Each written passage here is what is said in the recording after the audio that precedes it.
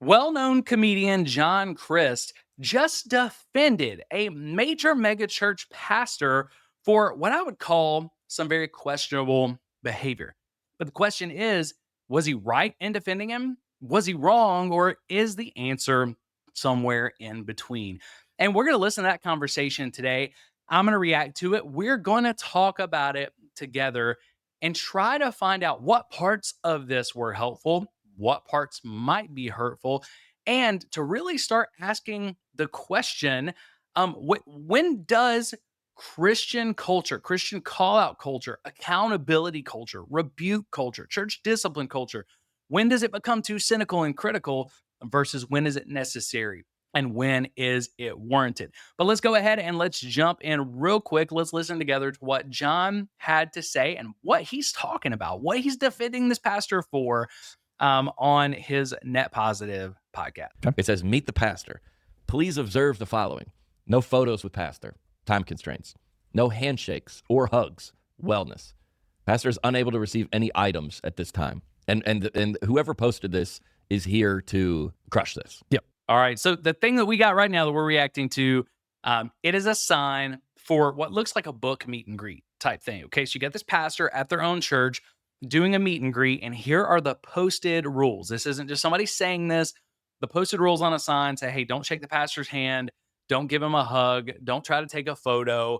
And don't give him any gifts, right? And on a couple of those, they gave the reasons, which I do appreciate. Don't shake his hand and give him a hug. That's for wellness. See, we don't want him getting sick, hugging and shaking all these people's hands, okay? So at least I appreciate that they're telling people that. Hey, don't take photos of the pastor because we don't have time. We're trying to reach as many people as possible. But at the same time, just flat out, this sign is a bad look, okay? This sign is kind of like a pastor who's like, don't let the sheep get too close to me because the sheep, they're smelly and they're gross and they might make me sick or they might make me smell bad or they might get me dirty. That's what it feels like. So I can understand why a person would be questioning this. Okay. So when I first looked at this and I heard this, I said, okay, I can't really tell if this is sinful behavior yet. I need to hear more. I need to know more context. What I can say is this is questionable behavior. And when I say questionable behavior, I mean, I think it's okay, responsible, and valid to question this sign. Okay, to question what's going on. Because when you think about a pastor, you don't think about someone who says, don't hug me, don't shake my hand, don't take any photos with me or anything like that. Like the whole don't give me gifts. I think that's probably a good one just, in general in those situations. But again, it just seems like a lot of rules that don't feel congruent with the pastor. So I think it's okay to question it. And then John is starting from this place. He doesn't say who this was or who posted it originally or if they just sent it to him. I couldn't find any sort of original post on it. But he says this person was here to crush this pastor. Now, we have people who say all the time, oh, you're just here to crush this pastor. When I'm like, no, we're just here to talk about the questionable behavior. So I don't know if this person was really over cynical and they were just trying to trash this pastor or if they were questioning questionable behavior. And unless I see the original post or the person who sent it to him, I just wouldn't know. But that's where we're starting from. Let's jump back in and let's continue to hear what John has to say. Right? Yeah, of course. Here to make fun of this. Yeah. Okay. I've talked to a couple of people about this. The local church, bro. Like when I started in comedy, I feel like it was 2012, 13, 14, 15, when I really was making a lot of content, kind of gently, lightly making fun of the church. Mhm. I love the church. Obviously, my dad's a pastor. I think the only hope for America in the future is the health of the local church. But I've said that since day one. I feel like I was kind of roasting it, kind of making fun of maybe practices in the church. And I feel like it's gone so far in 2025 that I don't think my role anymore is to just trash on it. So I think this is a good tension here. I hear a good tension in John's voice. So he says, you know what, when I started, it was kind of what I was doing was I was joking with the church. And I remember John Crist when he started, I feel like he was not joking so much about church systems and spiritual abuse as I feel like he was talking about what I remember was he was more dunking on Christian practices. I was a pastor in the system at the time, and I didn't have a problem with any of his jokes. I actually wanted him to bring him on for a big event and pay him really big money to get him to come to that event. Things that now I would say, whoa, those are problematic pieces of the system. So when I was in the system, I enjoyed John Crist. I didn't have a problem with it. So I think the way he's looking back on this, I never remembered him joking about the church this way. But I think what he's talking about is you got a lot of people like Taylor Ransom's a good example. Shama is a good example. You got a lot of people who are, man, they're really talented comedians. They're really, talented doing sketches. And a lot of their comedy around the church is pointing out things that are going on in the church that are questionable. Okay. Now, let's think about this for just a second. I've said this before. I'm probably going to start reacting to more of the comedy stuff soon because it's a way for us to talk about preventing spiritual abuse. And it's a way for us to talk about the issues without just having to constantly point at bad situations. Okay. We could talk about it more ethereally, but ask yourself this question: when something is funny, when a comedian is funny, when a joke is funny, what makes it funny? There's something very specific that makes us laugh. We only laugh and it is only funny when it's kind of true. Okay. There's got to be a significant element of truth to it. And usually somebody who's looking at something we all know with a little bit different of a lens, and we're laughing because it's true. Okay.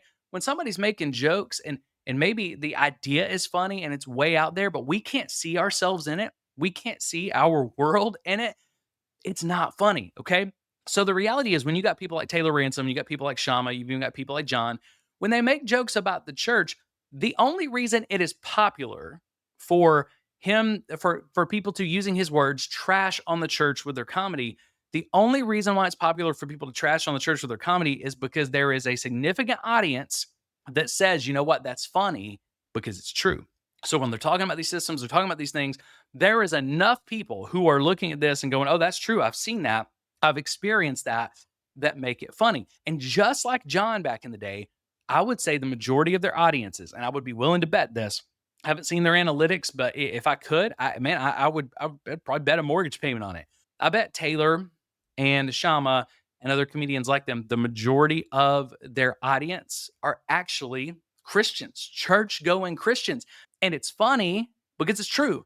When Taylor puts out a church intern video, it's funny because it's true. Because if you've ever been a church intern, you know there's a whole lot that's expected out of you for next to no pay or next to anything. It feels like glorified slave labor in a lot of these internships. Is that all of them? No, but it's enough of them that it's really, really funny. And it's funny from church staff because a lot of church staff go, oh, God, we really did overuse them, right? So I think comedy can be a really good way for us to look in the mirror and go, oh, that is funny. But why is it funny? It's funny because it's true. And if that is true, is that actually how we want to be known as Jesus followers? So he says, I don't feel like it's my place anymore to trash on the church. One, I would say, John, I don't think you ever really trashed on the church, not hardcore. Okay.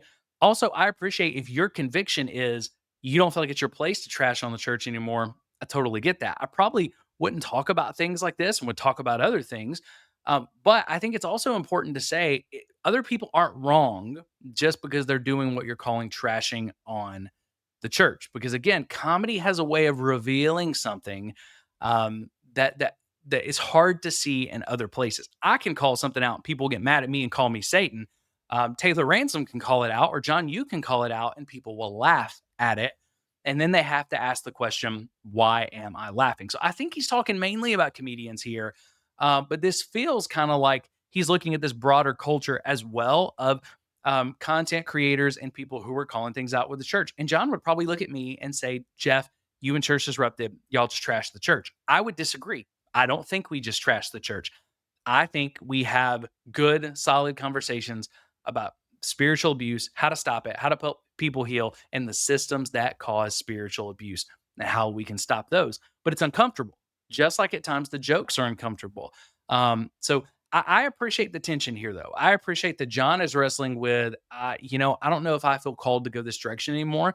We've also got to be careful that when we feel called to pivot direction, that we don't apply what God is speaking to us on everybody else. Because if someone else had said these things a year ago, John may have felt like they were talking to him, and they may have been like, John, why can't you just get it together? So we've got to listen to what the Holy Spirit is telling us without applying what the Holy Spirit is telling us to everybody else. If it's biblical, we can apply that to everybody. But if it's just the Holy Spirit speaking to us, we need to take that for us without trying to apply what God is doing in our lives to everybody else. There's plenty of, I want to be like, I've kind of always been like, if everybody loves something, I'm like, I don't know about this. And I feel like my role maybe going forward is to like not encourage it. I'm still obviously a comedian to make fun of stuff, but everybody is just we got it. Okay, let's just stop and talk about that. There's a couple of things he said. I think he's sharing a little bit more of what's going on. Okay, so he says, "I'm the kind of guy that if everybody loves something, I'm kind of on the other side. It's like, yeah, I don't know if everybody loves it, maybe I should be kind of pushing against it." So he is feeling that it's getting more popular. So what it sounds like, he's feeling that it's getting more trendy and popular to call out things in the church, and I believe it is. I don't think it's a trendy or popular issue, though. I think it is. I think we are barreling toward a reformation, and it can be really positive or really negative how we get there. Okay. But I think the Lord is paving the way for significant reformation in the church. So as that is picking up steam and that's becoming more mainstream and more norm to have these conversations, to entertain these jokes, part of what John is saying, we got to be able to separate it. What part of this is the Holy Spirit speaking to you? And he's the only one that can say that. What part of this is your conviction? And what part of this is your personality already going, it feels like everybody's moving the other way. And I like to be on the opposite side of where the masses are. There's nothing wrong with that. That's what makes John good at what he does, because comedians are not going to be able to write good jokes seeing things the way everybody sees them. They got to see them from a completely different angle. So that's one thing. But the other thing is he says, I don't know if I want to encourage the church, but it feels like everybody. Okay. And we're going to pick back up here in just a second, but he's going to say that multiple times. It feels like everybody is dunking on the church. It feels like everybody's trashing the church. Everybody wants to talk about these things, right? And I don't think that's the reality at all, because every time we talk about these things, there are just as many voices as going, thanks for talking about that, or I've seen that. There's just as many voices who go, you're a tool of Satan and the enemy is using you and you're just hurting the church. And why are you talking about these things? So John, I can tell you, I feel it is not a majority of us that are talking about this stuff yet. Okay. We are still very much so, from my experience, in the minority. Okay. Because I tell you what, really, really topple over a sacred cow in the church, and you'll see whether it's the majority or whether it's not. Okay. There is still a whole, it's not everybody who's talking about this. I would still say the majority are the people who are, the majority of Christians are still taking up for the church at times when they shouldn't be. Okay. So it's easy for us to say, it would be easy for me to say, oh man, the majority of churches are spiritually abusive, but that's not reality. The majority of churches and pastors are good people with good hearts who are doing their best. They're not perfect, but they're nowhere near spiritually abusive. But the amount of people who are spiritually abusive, okay, it's too many, and we've got to deal with it. So that kind of hyperbole of everybody's doing that, I think that tells us that he's probably kind of putting his own thought process and his own convictions on everybody else. Pastors are in mega yachts. Okay. Yeah. Pastors are flying private. Pastors are the richest guy. It's like, dude, it's like, we got it. Mm-hmm. There are hundreds. Do we have it? So that's my question. Hey, we get it. We've heard these jokes before. Pastors are doing all these things. Do we have it? After watching the Religion Business documentary twice, I would say we don't have it. After doing this for 18 months, I would say, John, we don't have it. Okay. I would say those same problems, the ones that you mentioned, are actually not even the big things that most of us are talking about. But the plain problem, I don't think it's gotten any better. I think it's gotten worse, especially when you think about, and this will be in another video coming out soon, but when you look at episode, I believe it's 3, maybe it's 4 of the Religion Business, and you got Samaritan's Church or Samaritan's Purse, who gets reclassified as a church. And then they have like $130 million worth of aircraft that they hid in a shell company so that people wouldn't know they had that much aircraft. Things like that would make me say, I don't think we've got it. Okay. So yes, you were doing this joke in 2012, but a lot of these things that people are joking about, they haven't gotten better. Okay. And this is the voice of reform. When things get better, the voices of reform get quieter. When things get worse or they stay the same and reform isn't brought, the voices of reform get louder. And the best example that I can give, and I shared this with somebody yesterday on a podcast, but I said it's kind of like we're watching a basketball game. If we will call our own fouls, the crowds will stay pretty quiet because they get it. They see it. They know exactly what's going on. They know that's a foul. Okay. They appreciate it when you call your own foul. But if we don't call our own fouls on the court, Christians, in the church, then what's going to happen is the people in the stands are going to start standing up and they're going to start yelling and they're going to start getting mad. And if we still don't call our own fouls and we don't acknowledge them, and we're like, you are just the critics, you don't understand what it's like to play ball on the court. Well, then what are they going to do? They're going to start throwing things. They're going to start trashing the court. Is that right? No. But do we know it's going to happen if we ignore it? Yes. Right. So the church has got to get better at calling our own fouls. And John says, look, hey, we did this. I did this in 2012. We got it. It's enough. Let's stop talking about it. And I would just say, John, it feels like spiritual abuse is growing. It feels like the lack of integrity is growing in a lot of these churches. So until we've dealt with it significantly better, we don't get it. Okay. And why are people talking about it? Why do I talk about it so much? It's because we don't get it. And I'm not trying to be mean at all. I appreciate John. I appreciate his journey. I'm glad that he has done the work that he has done over the last years. But I'll also say it's not surprising that he is softening on churches and shenanigans and issues like that now that he has been on the other side of exposure, because he had sin in his life that cost him kind of his career for a little bit. He had this idea of I'm a Christian celebrity, and then things came out that ruined that, right? And again, I'm not trying to trash John. I appreciate the work that he's done. I think he's went through a lot of healing. But yeah, when you've went through that, you probably are going to be softer on these things. But the reality is that celebrity culture that I think he's about to prop up, and I think you're going to see this. So just look for it. Any signs of celebrity culture in the church?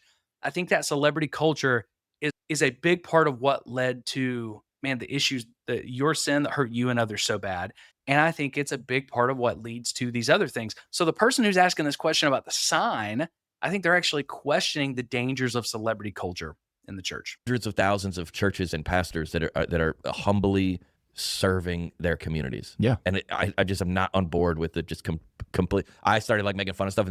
All right. So I agree with that. I don't want to spend a lot of time on this, but I 100% agree with it. Like I said, there are more churches and more pastors than not who are really humbly serving the communities, doing this thing out of love. Okay. But the trend, I think, is going the wrong direction. And regardless of whether it's the majority or not, we don't say something's not a problem because it's not 51% of the people doing it or 51% of the people experiencing it. Okay.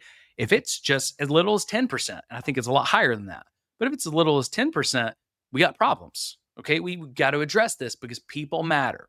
People matter to God. But I don't want to miss this. I want to say I agree with you, John. There are a lot of churches and a lot of pastors who are doing this right. And part of the Safe Church Pledge, part of why we created that, is we want to prop up and support the churches who are trying to do it right. They're never going to be perfect, but if they're trying and being intentional, we want to help connect them with people who are looking for safe churches. The sad part is, though, even the ones that are doing it right, there's a whole lot of them who would say, well, we don't know if we want to make those public commitments yet because they're hard, or we don't know if we want to make those public commitments yet because what will these other influential pastors who aren't doing it right, well, how will they look at us? Well, we lose influence with them. So again, even for the ones doing it right, celebrity culture is touching them. Okay. And if we don't do something, many of the ones who are doing it right today will not be doing it right a decade from now. I think most of these pastors started out with a good heart trying to do the right thing, yet they still end up in scandal that has torched and hurt and damaged the faith of hundreds of thousands, if not millions of people. Okay. I think Ravi Zacharias started out with good heart. Okay. And then look at how many people's faith he has damaged when it came out that he wasn't who he said he was. So I think we can hold the tension that no, this is not most pastors and churches doing this, and it's too many. I think we can hold that tension and be fine. And all these other people are, and I'm like, I'm not this. Yeah. I don't want that. I go, dude, well, if 1,000 people want to meet this, I don't know who the pastor is. Sure. I'm defending this pastor. Yeah. I go, hey, I would do this at my meet and greet. Hey, yeah, we got a lot of people to meet. Yeah. And also, everybody's trashing this pastor. Oh, who does he think he is? All right, so let's just stop right there. It's two things he really said. He said, I would do this at my meet and greet. And I would say, John, that illustrates the first part of the problem. Okay. You would do this at your meet and greet. You're not a pastor. You're not a minister. You are a very high profile, in demand, expensive comedian. And I'm not going to throw those numbers out there right now, but it's expensive. Okay. You are a celebrity. All right. And because you are a celebrity touring all over the United States, it would make sense for you to have these rules in your meet and greet. I might think, I don't know that I like the way that looks, but I'm not going to complain. I'm not going to post anything about it. I get it because you're a celebrity. This guy is not a celebrity. He carries the title of pastor. So if he wants to change it and say, I'm a celebrity in the church who's trying to use my celebrity as ministry, I wouldn't look at this the same way. But as long as he's calling himself a pastor, yes, that is illustrating part of the problem. You're going, I don't see, I want to take up for this pastor. As a celebrity, I would have those same rules. They make sense. John, the rules of a pastor should not make sense to a celebrity. They really shouldn't. Your lives should look very, very different. And I say that as someone who spent 17 years as a pastor. Okay. Being in the sheep, what does scripture say? Without oxen, the stable stays clean. Okay. But if you're going to be with the sheep and you're going to be with the ox and you're going to be caring for those animals, you are going to get mess on you. You're going to get stink on you. A celebrity is not going to do that. A king is not going to do that. Okay. A well known influencer is not going to do that. But a shepherd isn't worried about influence and celebrity or any of those other things. They're worried about the oxen. They're worried about the sheep. And without oxen, the stable stays clean. The only way it's going to stay clean, the only way you're going to be able to do these rules and stuff is if you're staying away from the sheep. So again, it makes sense for a celebrity. It doesn't make sense for a shepherd. That's part of the problem that I think the person who probably sent the sign is trying to illustrate. That's the problem that I see. The second thing he said was, again, whatever he's about to say next, everybody, keep listening to that hyperbole. It's not every Christian comedian. It's not every comedian. It's not every Christian. It's not every commentator. That significant hyperbole that now he's kind of positioning himself as, well, I'm correcting because everybody, and it's no, man, everybody's not doing it. It's a very small minority of people who are doing it. And some are doing it wrong. Some are way too harsh, I think, in what they do. And I think they focus on the wrong things. So I'm with you there, but it's definitely not everybody doing it. I don't know this guy. In defense of him, listen.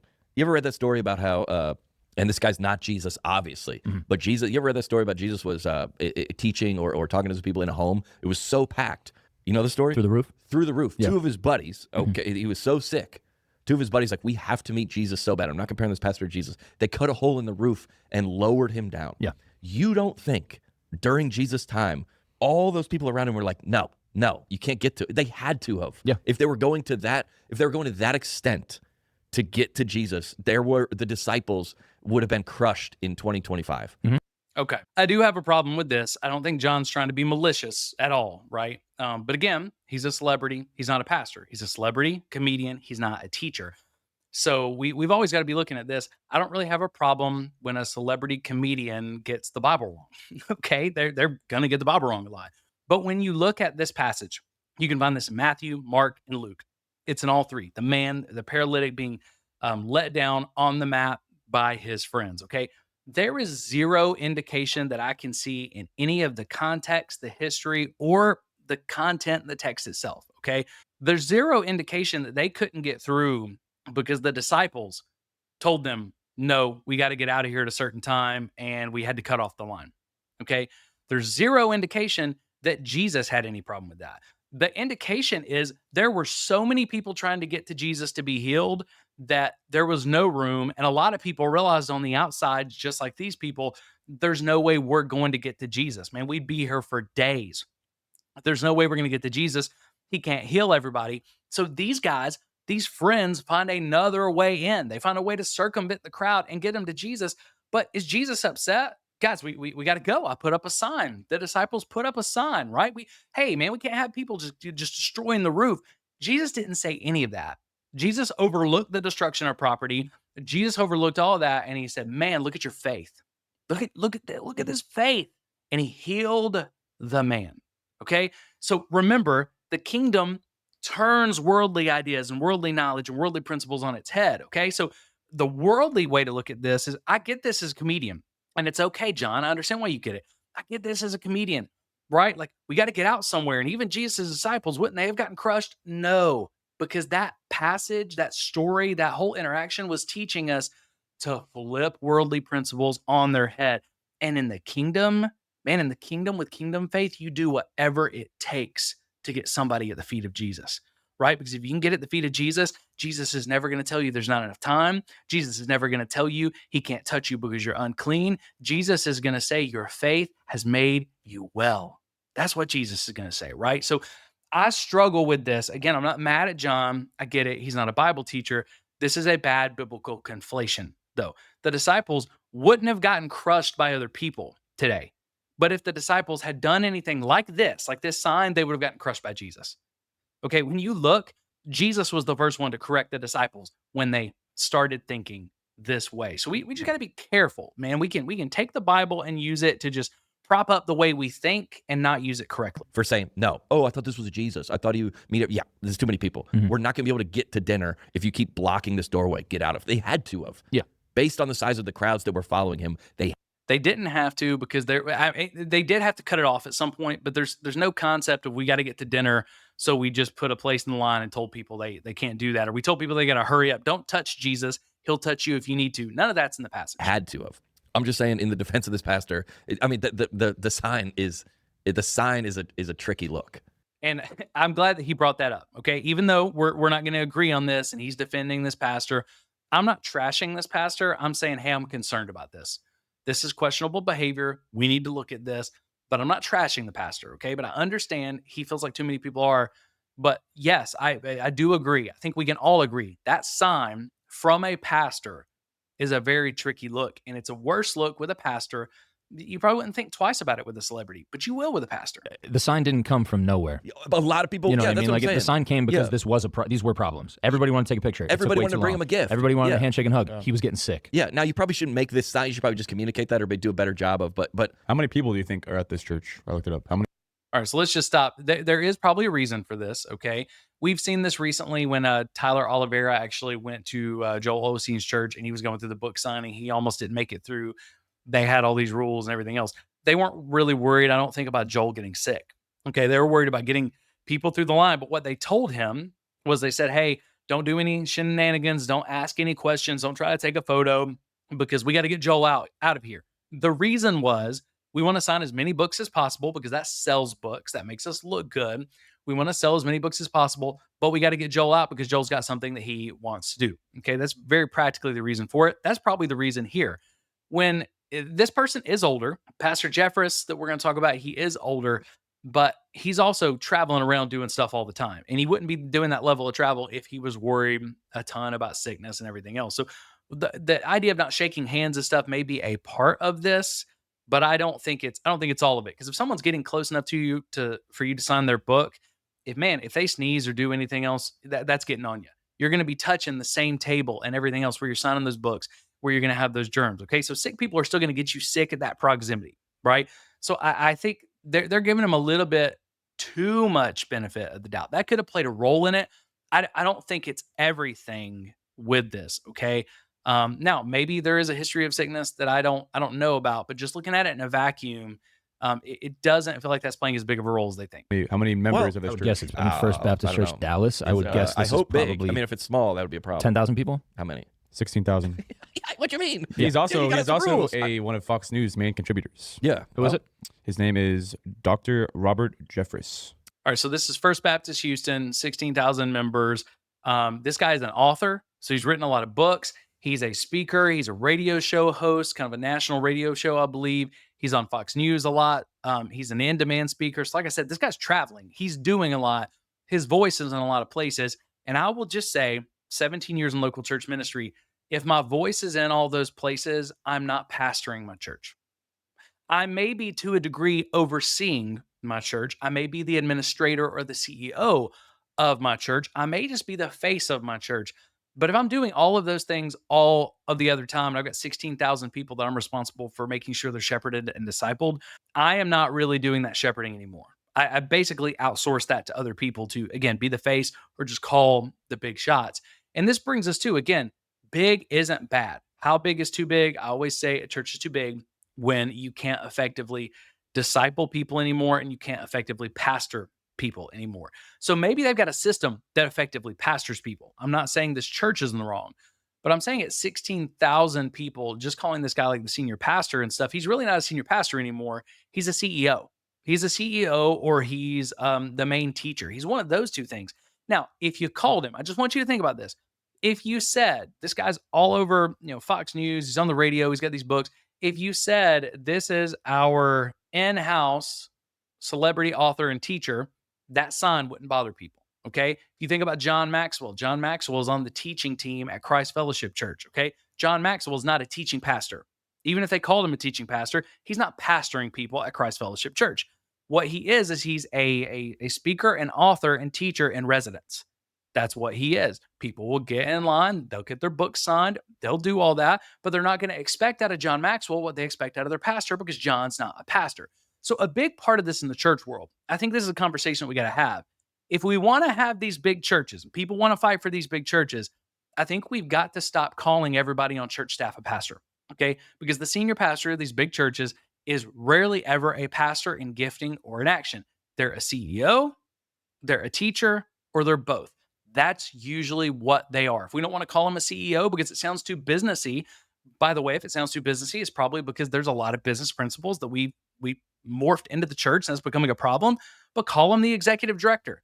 I'm not the pastor of the Spiritual Abuse Institute. I'm the executive director, and I do most of that volunteer, right?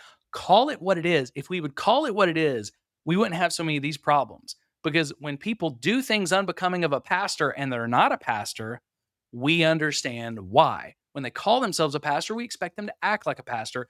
And again, a pastor would want to be with the sheep here as much as possible. Hey, shout out. Hey, you know what I'm trying to do in my meet and greet? Have these rules. Yeah. I'm trying to have too many people want to do too many nice things for me that I got to set some limits. I'm not mad at this. Okay. I get it. I want these rules at my meet and greet. I'm not mad at it. And again, all I would say is you're a celebrity and it makes sense for you. He is not a celebrity, or at least he's not calling himself one. He's calling himself a pastor. So that doesn't make sense for him. We cannot conflate the two. 16,000 is a lot of people. Bro. That's a lot of if people. half the people want to come talk to you, that's 8,000.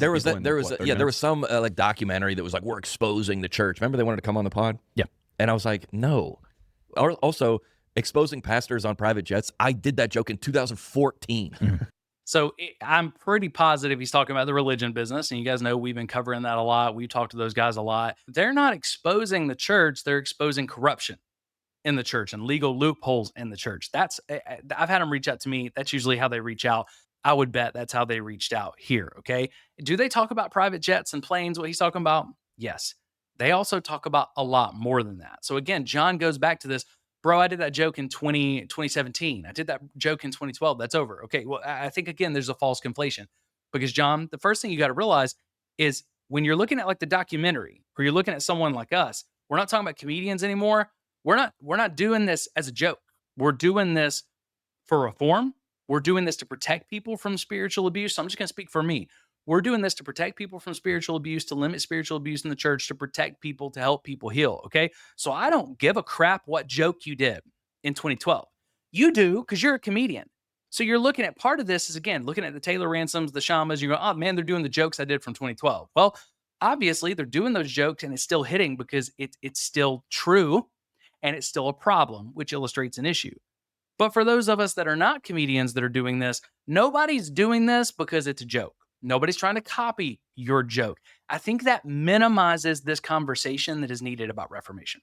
I think this minimizes the spiritual abuse. I think it minimizes the financial issues. And again, I agree with you. It's not the majority of pastors, but we cannot minimize it because every time we minimize it, it grows. Okay. And one of the things that bothers me most about this is I think this is an incomplete conversation. I think there's a lot of good that John is saying here, but he keeps distilling this back down to, well, I would do this as a celebrity. And why are people telling the jokes I told in 2012 and 2017? Okay. For most of us, bro, these are not jokes. We don't care what you told in 2017. Okay. We just don't. This is very serious, and people's lives and faith are at stake in some of these situations. So again, I think we got to be more nuanced when we have these conversations. Hey, I think a lot of people are too hard on the church. Also, there's a lot of grievous abuse. We got to make sure that we talk about that. But maybe we should think twice before we just joke on a church to joke on a church. That would have been a conversation I could have got behind. I feel like something got left out here that could cause people to share in his conviction, even though the Holy Spirit's not bringing it, and go, oh man, well, maybe I'm trashing on the church too much. And now they don't say something where something needs to be said, and then someone gets hurt. If you know what you should do, you know the right thing, and you don't do it, it is sin for you, right? So I think that's just a big deal here. 10 years ago, we got it. There are some pastors abusing the system. Yeah, there definitely are. Yes, no one's disagreeing with that. I'm just so sick of everybody just trashing the church. Josh Benson had a All right. Again, I'm so sick of everybody trashing the church. Everybody's not trashing the church. I don't even think we're trashing the church on this episode today, John. It's not everybody. Okay, it's just not everybody. And again, you keep coming back to this idea of we get it. No, no, no. You get it as far as thinking about it like a joke. Guys writing you material. But a lot of the people who are even writing these jokes, they're not writing them just as jokes. The rest of us are looking at this and going, no, we obviously don't get it, because since you said we got it, John, I experienced spiritual abuse that ran me out of the church for a while. I've watched people walk away from the faith. I've watched people's lives be crushed. I've watched people be traumatized in a way in churches by pastors to where they're living with PTSD for the rest of their life. So no, dude, we don't get it. We haven't got it, and that's the part that keeps making me mad about this. Take the other day, he's like, "Oh, I'm leaving this church because my pastor is driving a Tesla." He goes, "That's a $35,000." Yeah, that's not. What? Yeah, he's like, "What? The pastor lives in a neighborhood. What's he supposed to do?" Right. Like, Yeah. you know, does that make sense? Yeah, for sure. And again, I agree with that. I'm getting a little hot over the continued "we've got it," right? But I agree with a lot of what John's saying, and I agree with this, man. I know that is real life. That is a real story that I've heard recently about I'm driving a $35,000 used, Tesla, and somebody left my church, right? At the end of the day, I hate that for that pastor, right? Pastors are unfairly judged a lot of times. And the best thing that we can do, the more transparent, the more open we are, the more integrity we have, I think the less that happens, okay? But yes, there are some pastors unfairly judged. But you know what? Nobody's making a joke about the $35,000 Tesla, okay? There are very few creators. There's none I know of, but there's very few creators who are making content about, look at this church driving this used, Model 3, right? I don't care. Most of us don't care. That's not the big issue. So again, I agree with you here. I fear this minimizes the conversations people are actually having. We do need to say we're too hard on pastors. That was real. But I think that's a much more rare conversation. The majority of these kind of conversations that you're calling everybody, and it's not everybody, I think are about much bigger things than driving a mid-tier sedan. It's just so much piling Like, on. where is the line? How much is he allowed to make? Hey, I didn't get accepted to the worship team at my church. Your voice is bad. Okay, I hate it when people do this. That has nothing to do with what you're talking about, John. Has nothing to do with this video or anything else. But anytime we're talking about things that are spiritual abuse, could lead to spiritual abuse, or even just problems in the church, people like to come back very often. It's not everybody, right? But it's common enough that it's a problem. People like to come back to this idea of, oh, what you went through wasn't church hurt. What you went through wasn't spiritual abuse or religious trauma. You just got told no, or you just got told to correct your sin, or you just got told your voice wasn't good enough for the worship team. And people are just getting their feelings hurt. Hey, we hear stories every day. Those are not the stories I'm ever hearing. Okay. Do they happen? I'm sure they do. But you're saying everybody's trashing the church. All these people are doing this. We get it. All of that, not true. Okay. And then you throw in the example of one of the most minute, non-normal, abnormal things on the other side of, oh, you didn't get hurt or anything. You're not calling something out. Your voice was just bad. What that does is, for real victims of spiritual abuse and religious trauma, that minimizes everything that they went through. Okay? And John, no offense, you don't get to do that, bro. Especially with your past. There are people who are traumatized because of you. You don't get to do that. Okay, I love you, dude. I'm not against you. I would love to have you on the pod and have these conversations, okay? But you don't get to do that. We've got to be careful when we say those things, that we're not just in light of what we're thinking, what we want people to get. We don't get to minimize everybody else's experience. So if you said that happens sometimes, I'm with you. It does happen sometimes. I think it's rare. That's not the majority of what people are talking about. And it's not fair to people who have actually been through trauma, been through spiritual abuse, and it is way too prevalent. Okay. It's prevalent enough that they've been talking for years now about putting religious trauma as its own diagnosis in the next DSM. Okay. That's not happening. People aren't going through that kind of trauma and getting complex PTSD at those rates. That's not happening just because someone told them they couldn't sing on the worship team. And for also all the people that are giving to those pastors in the private jets, look yourself in the mirror. Sure. Why are you giving hundreds of thousands of dollars? You got tricked. Yeah. Okay. I agree and I disagree. Okay. And again, I think this is just where there's more nuance. Yes, if we're giving to those churches and we know that, then absolutely we got to look ourselves in the mirror. If we're giving to those churches and we didn't ask questions when questionable things happened, we got to look ourselves in the mirror. At the same time, there are a whole lot of people who gave to those churches. They never knew the questions to ask. They never saw the financials. What they were trying to do was, they were told, if you give this seed and you have enough faith, then your prayer will be answered. And they had cancer and wanted to live. That's why they gave that money, right? there's a lot of reasons why people gave this money. And yes, I agree. They were tricked. They were manipulated. That's why we talk about these things. Okay. Why would you say, look at yourself in the mirror, you got tricked without going, hey, no, why are we still talking about this? Because we don't get it. Because people are still being tricked and still people are still being manipulated. And they're giving away the money that they had to live on desperate for a miracle. Okay. That's not just the Kenneth Copelands of the world. That's not something that we've got. We talk about it every single year, every single October. There is a trend of miracle offerings across the country. And these miracle offerings are modern day indulgences that are doing the same crap. Now, on top of it, John, I would also say, yes, we do have to look ourselves in the mirror 100%. And at the same time, one of the things that the religion business documentary just kind of exposed is the use of shell companies, 501c2s, okay? Integrated auxiliaries, associations and conventions of churches. These are corporations and companies, but they don't have to disclose because they're technically part of a church. And just like Samaritan's Purse, when you're saying, oh man, well, you gave to that private jet, how do you not know any better? Well, there's a whole lot of people who gave to Samaritan's Purse and never realized they had $130 million, I believe. I could be off on that number, but it was a lot that they had that much in aircraft. Okay. Why did they not know that? Well, one, because now that Samaritan's Church or Samaritan's Purse considers itself a church, they don't have to file a 990 anymore, like most churches. So there's not a disclosure. You can't just expect people to know that. But then on top of it, they hid the aircraft in auxiliaries, shell companies, 501c2s. And I think Stovall Weems talked about it there on the documentary where he said, the church may have had a budget of like 30, 35 million, but when you brought in all of our auxiliaries, it was over 50 million. But what are those auxiliaries? They're shell companies. Okay. So again, there's a lot of people who they don't need to look in the mirror because they had no idea. Okay. We all have responsibility in some of this, but we've also got to be careful, John, that we're not victim blaming. And some of these people, again, they gave desperate for a miracle. And not only did they not get the miracle, not only did they lose the loved one, not only did they lose the job, lose their house, whatever, they didn't have money to pay rent or put groceries on the table the next day. Okay. So I think without giving any sort of nuance to the other side, I just think this conversation unintentionally, I don't think he did it intentionally. I think it spits in the face a little bit of a lot of people who have been through significant religious trauma. I mean, yeah, there's a couple bad apples, but it's just like everybody's just and I don't get. All right, let's just stop right there real quick. It's not everybody, John. I've said this 18 times now. It's not everybody, and it's not just a couple of bad apples. Okay? Dude, it's not a couple of bad apples. This is much more systemic than you think. This is much bigger than you think. And every one of those bad apples, think about Robert Morris. You could say, well, Robert Morris was just one of those bad apples, and he destroyed Cindy Clemishier's life. But beyond Cindy, okay, Robert Morris was impacting tens of thousands of people. One of the biggest churches in the country. So we're talking probably over 50,000 people he's impacting on a regular basis.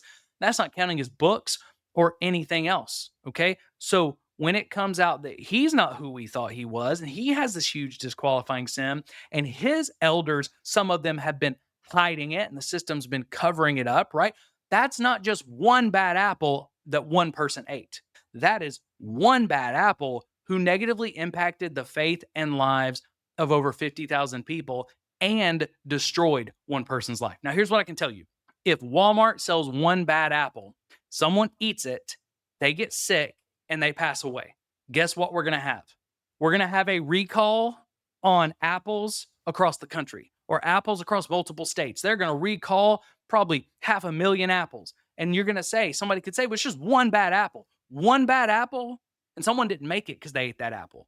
Okay. So because of that damage and because of how people matter, massive recall, right? That's what happened. When you think about the stuff with Tylenol back in the 80s, there weren't a lot of people who took Tylenol and passed away, but all it took was a few, and Tylenol almost went belly up. Okay. Why? Because people matter. This idea that it's everybody against the church over a few bad apples, false, false. And now we get this whole false pretense, right? You can say it's not as many people as we make it out to be. It's not the majority. And I agree with you. When you minimize it and say it's just a few bad apples, then I say, hey, man, you're actually just being more harmful than helpful. Don't have this conversation, especially in light of, and look, you got a bigger podcast. You can talk about whatever you want, bro. But in light of your past, I think this is unwise.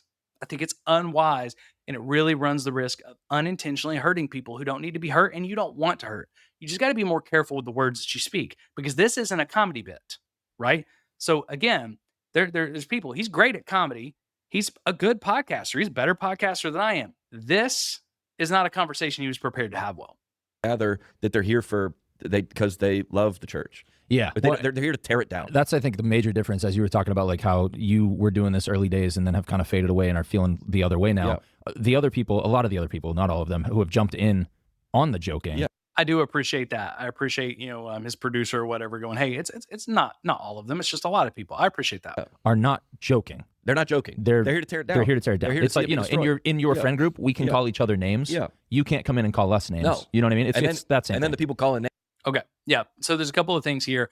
One, there are a lot of creators who are just trying to tear down. That's wrong. It's not helpful. It actually makes those of us that are trying to make a change look bad. Okay. So I get it. There are too many of those that are out there. They're just chasing likes and clicks. And some of them are atheists who have been far from God and far from church. And look, they do want to tear it down. Some of them are people with good hearts, but out of their pain, they haven't healed. So now they're trying to tear everything down because that's the way it feels like to protect themselves. Okay. But there's so many who are trying to do it the right way. There are so many who are just begging for reform. And all I can do is speak for me and the people that I know. But I'm talking to some of these creators. I'm doing this every single day. And it's like my heart breaks because I love the church. I'm not trying to tear the church down. I absolutely love the church, but I am tearing some stuff down, John. I'm trying to tear down all the systems and stuff that enable spiritual abuse that aren't of Jesus, that aren't of scripture, that aren't many of them even of church history that we hold on to like idols. So why do we call this church disrupted? Why do we have the logo the way that we do? Because putting the church back together, putting the pieces back together, sliding them back together also means taking some of it apart. Okay? Tearing down is not always bad. So yes, there are too many people who tear down just trying to hurt the church. Okay? But that's not everybody. And there's a lot of people who are trying to do good. And my fear is there's a lot of people who you would label as trying to tear down the church who actually love her deeply and are trying to bring reform. Okay. What did the Catholic Church say about people like Martin Luther and John Calvin? They said you're trying to tear down the church. Okay. So we got to be really careful about what side of history we're on when we look at this stuff. So you're like, oh, y'all are all together. I'm like, no, I'm not with them. Right. I love it. Right. I'm not with them. Mhm. That's what I think I want to do. Yeah. Obviously, churches still do maniacal stuff. Yeah, and we'll joke about it when it happens. And Christians do wild stuff. We talked about them on this podcast. Of course. And we still, obviously, plenty coming. Yeah. But I'm just not in the, let's crush him. No, I Whoever like this. and I like the sign. Yeah. Shout out. All right. I'm with him on the church is still going to do a lot of crazy things. We're going to call it out. I don't want to just crush the church for no reason. I'm with you. I'm totally with you right there. And John, I think if we sat down and had a conversation, we'd probably agree on 80% of this. I don't know. Maybe it wouldn't be as high as 20% that we disagree on, but I would challenge you on these things. But I agree on that. And I appreciate your conviction. Hey, you know what? I was really hard on the church and maybe I don't need to be. And I would encourage you, follow that conviction. The Lord is doing that in a lot of people. Okay. Because again, we got to trust what the Lord is doing. Just follow the conviction that God has placed on your life. As long as it's lining up with scripture, you got to trust that it's the Holy Spirit. We got to trust what God is doing. Okay. So follow that conviction.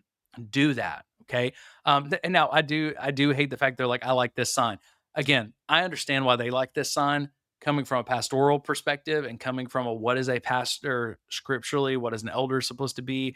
You can't look at the idea of a shepherd, which is what pastor means, and be okay with this sign. So again, I think the biggest illustration that we get from this is if you're looking at the church from a lens of celebrity culture, you're okay with this. If you're looking at the lens of the church through a shepherding culture, through a biblical culture, you're not okay with this. You at least got to say, this is questionable. This is concerning. Doesn't mean you have to say this pastor's sinful, should be removed, the sign's completely out of base. No, maybe you just do it differently, but it's definitely questionable.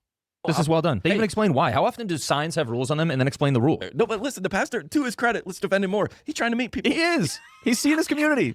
And I agree with all that. I appreciate with all that. I don't know that he's seeing his community. He's not really meeting with them, but I do appreciate that he's around them. I would question if the only time I get to see my pastor is at a book signing coming through an official line. I would question that a little bit, but I will give him credit for that. He's literally shepherding his flock. What you mean? He's trying to meet people. He don't want to be sick. Yes. He's the leader. Wouldn't you get on him even more if he was like, yeah, no one's ever met him. He always just does the sermon and leaves. Or you'd be like, well, he's not even he should be in his community. Shouldn't he be the better shepherd of every day? Yes, we will get onto those things at times. And those people, if they're going to call themselves pastors, if they're not going to call themselves pastors, I think it's fine. If you're going to call yourself pastor, you should be in your community. You should be shepherding people. You should be knowing more people in your church, right? Um, None of that changes with a book signing line, which is what this looks like. None of this changes with a book signing line. No, what's his last name? What's his last name? Jeffress. Hey, when we show up on Sunday, we want to meet Jeffrey. Where's he at? He's always sick. He's meeting everybody, dude. Stop with the handshakes. We need to hear you teach us about the Bible. It's another teleservice again because he has COVID again. And again, if he's limiting those handshakes and hugs and stuff just literally to keep himself from getting sick, I totally get that. I totally understand that. But he would also probably need to travel less, and they would need to change some other things about these book signings, because you do get really close on those book signings, even if you're not touching. So if that was the only rule, I would probably get this a lot more. But it's not the only one, so it leans itself more to the celebrity culture conversation. Also, he don't want to go into his head. He wants to stay humble. No gifts. No gifts. He Pastor goes, is unable to receive any I want items to at this stay time. humble. That's Yes. in the Beatitudes. Yeah. Don't bring gifts. All right. And at that part, we'll finish there. That actually reminds me, the way they're talking about it right now, it reminds me of not them taking up for the church. It reminds me of Ruslan's segment that he has on his show. You may have never heard it, but he's done one recently where it's called Megachurch Shenanigans, but we can only say nice things. Okay. There's stuff going on that we need to talk about, but they're intentionally only saying nice things. That's what this felt like. It felt like, yeah, there's some different problems with this, but let's just find the nice things that we can say. I think John would agree there's reasons to question this. And I agree. There are people who they want to dunk on the church for no reason. They're just looking for things to complain about. I get it. This is not a spiritual abuse issue, and I wouldn't have talked about it if John hadn't talked about it the way that he did. Now, it is an issue in the fact that I think celebrity culture often leads to a lot of spiritual abuse. I think celebrity culture is one of the most damaging pieces to the church today that enables a lot of this sin to grow. Okay. But if it was just the sign, that's not enough celebrity culture for me to probably talk about it. But when I had this sent to me, and I had it sent to me by a few different people as a good thing, and I'm like, yes, there is some good here to this conversation. And I had to remind myself, not getting mad at my friends, most of them are not trauma informed. They've not done that work. The majority of people have not done that work. I don't expect most of you to do that work to become trauma informed. Okay. It takes money, that takes time, it does all that. But as someone who's trauma informed, I have to look at that and go, no, I actually think this could have been just as harmful as helpful. You got to talk about both sides of the conversation. And if you're not, then we've got to bring the other side of the conversation. But again, there's a lot to agree on here. I want to make sure that I'm not a person who's just being critical to be critical. But I definitely think we haven't got it yet, John. There's a lot we've still got to call out to protect people. And I don't want to see anybody else get hurt. So let me know, what do you think? Do you fall somewhere in between me and John? Do you agree with me? Do you agree with John? What are your thoughts? How do we flirt this line as Christians? How do we walk this line well in a way that's honoring to God, where we call out sin that needs to be called out, but we're not just being critical for the sake of being critical? Let me know in the comments below. We always love hearing from you. Always love continuing the conversation. That's it for this one. We'll be back with another video soon. Until then, grace and peace.